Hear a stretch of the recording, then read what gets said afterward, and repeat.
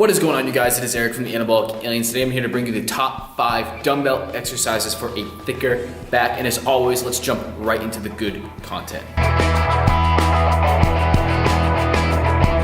Exercise number 1 is going to be the traditional dumbbell one-arm row. Now, when I say traditional, most of us are taught to do the one-arm row as if we were starting a lawnmower, but obviously in modern day society, this might not be the way you start a lawnmower, but basically we're yanking the weight on the way up, and that's not what we want to do here. So if you notice in the row, my torso is facing down, so your chest is basically going to be pinned to the bench, so we're not moving our torso. We're going to be taking the elbow and pulling it back to our hip. Think about putting the dumbbell into your pocket with this exercise. So what we're doing by doing that is we're preventing more activation of the traps, focusing on the lats, the rhomboids, and the rear delts. And not only the exercise is going to fry those muscles, but also the biceps and the forearms. So you notice your grip will get a little bit weak. So 2 ways you can avoid that problem is by adding chalk to your hands to limit the moisture and get more grip on the bar, or you can use straps, wrap it around the dumbbell, and pull it on the way up. We want to make sure that everything remains stationary. We're pushing super hard through our foot, pushing hard through our hand to keep our core nice and stable as we row the weight up. Number 2 on the list is the dumbbell one-arm power row. Now, if you go to a gym, this is the way that most people will be performing the exercise. And a lot of people knock this exercise, calling it the incorrect way to do a dumbbell row, but it is essentially just a variation of the row involving more trap recruitment. So if you're looking to build your traps, your upper back, it is going to focus more on that specific area because we're actually going to elevate the traps during this movement because we are pulling the dumbbell to a higher point on our body. So instead of pulling it back towards our hip, we're pulling it up more towards our sternum. We're able to hold more weight during this exercise, and we want to make sure that our whole entire body is still going to be stable. We want to make sure our hand is pinned down, our foot is pinned down. We want to make sure we're not driving too hard through our legs to the point where we're using momentum to pull the weight up, but rather engaging all the muscles we're supposed to be working. So again, that's the traps, the lats, the rhomboids, the rear delt, biceps, and the forearm are going to be totally fried during these exercises, and especially the abs, because you are going to get winded while doing these.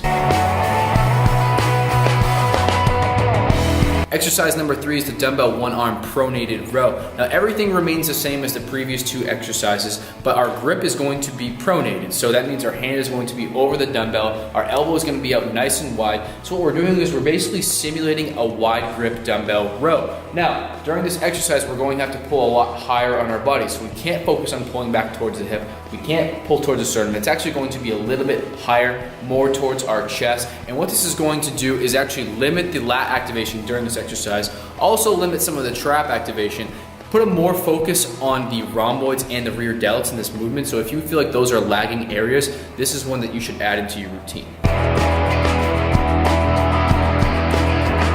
Number 4 on the list is the dumbbell incline lever row. Now, during exercise number 1, we focused on pulling the elbows back and pulling the dumbbell into our pockets. The same theory is going to apply here, except our chest is going to be supported. So we're going to take away as much momentum as we possibly can. And all you're going to do is reach down one at a time, grab each dumbbell, puff up our chest, focus on driving the elbows back, activating the lats, activating the rhomboids, activating the rear delts.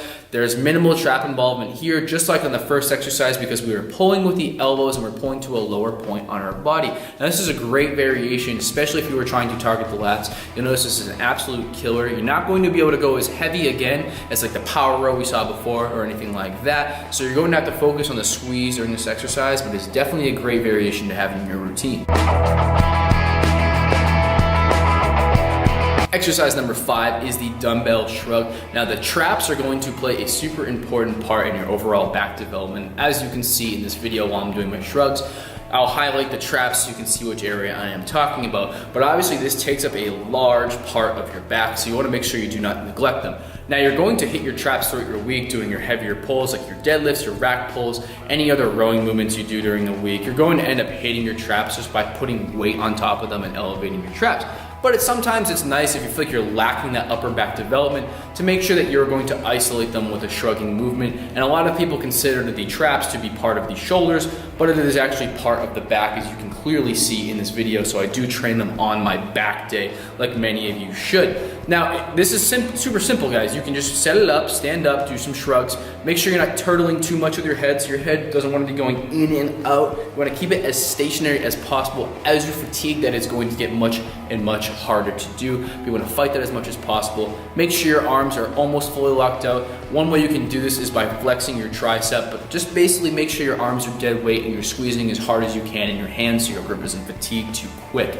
Now you can do this exercise standing, seated, machine. You can hold random objects at your house that have a certain amount of weight. You can hold it in the front, you can hold it in the side, you can hold it a little bit behind you. There are a million different ways that you can do shrug variations, and it is a great way to help with your overall back development. So in order to maximize the effectiveness of these workouts, of these exercises, what we are going to do is choose about 2 to 4 of these in our workout. We're going to do about 2 to 4 sets of each one that we chose. We are going to make sure we stay in the 8 to 12 bodybuilding rep range. Now you can vary this a little bit, go as low as 6, maybe go as high as 15, but keep it within that range in order to build the most amount of muscle. And you want to make sure you do this about 2 times per week.